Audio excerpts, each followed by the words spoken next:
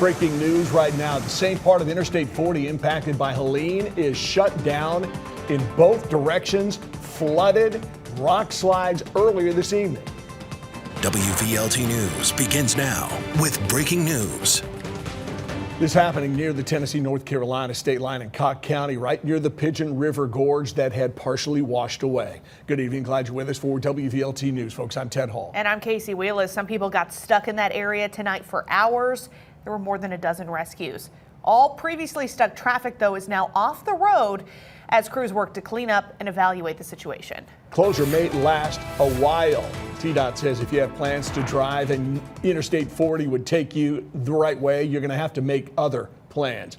40 closed in both directions and will be likely again for a while. Good news tonight, no one hurt, everyone accounted for. Our Sam Luther spending the evening there and got to talk with some folks who were rescued. TDOT crews were able to lead us exactly to the point here on I-40 where the trouble happened just a few hours ago. We're here off of exit 451. We're just around the corner here. There is still standing water here at the 11 o'clock hour. This interstate closed about 3 exits the other direction over at exit 447.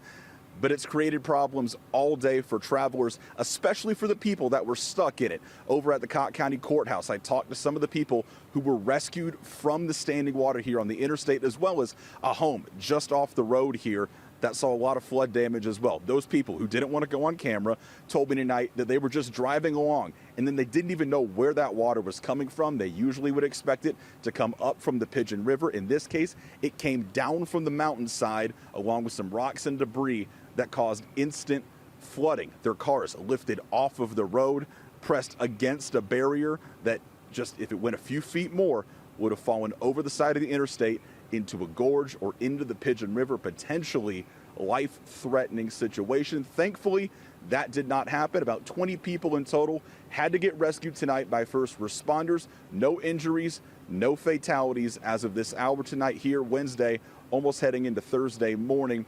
But I did catch up with Mayor Rob Mathis, who tells me that it's not lost on him that this exact same part of the interstate was swept away during Hurricane Helene about 9 months ago. Here's what he had to say.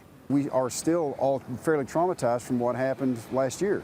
So when things like this happen, like you said, not to build it up, but we definitely feel it more than we would have before. We're here again off of exit 451. This part of the road, unlike 9 months ago, is still standing. None of it washed away.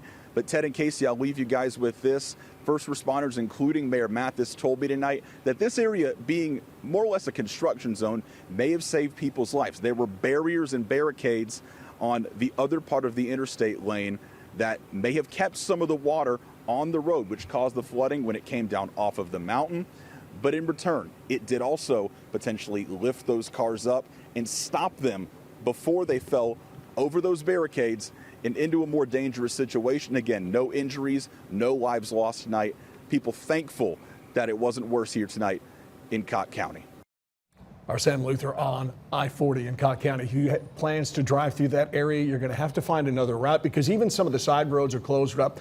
Foothills Parkway East among the roads closed as a result of this damage. Yeah, THP says I-40 East is redirecting at mile marker 447 and I-40 West is redirecting in North Carolina at mile marker 7. So you'll have to get off the interstate there. One of the stranded drivers, Amber Yoder, I was able to talk to her through her cell phone while she was stranded. She tells me that she and her family, they were driving back to South Carolina from Tennessee when the rain started to pour off the mountain and onto the interstate. Well, the traffic stopped in front of us. So yeah, everyone just stopped.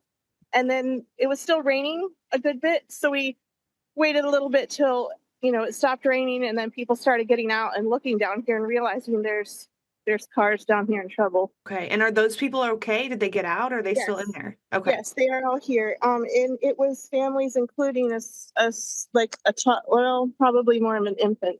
But yes, everybody's safe and everyone's accounted for.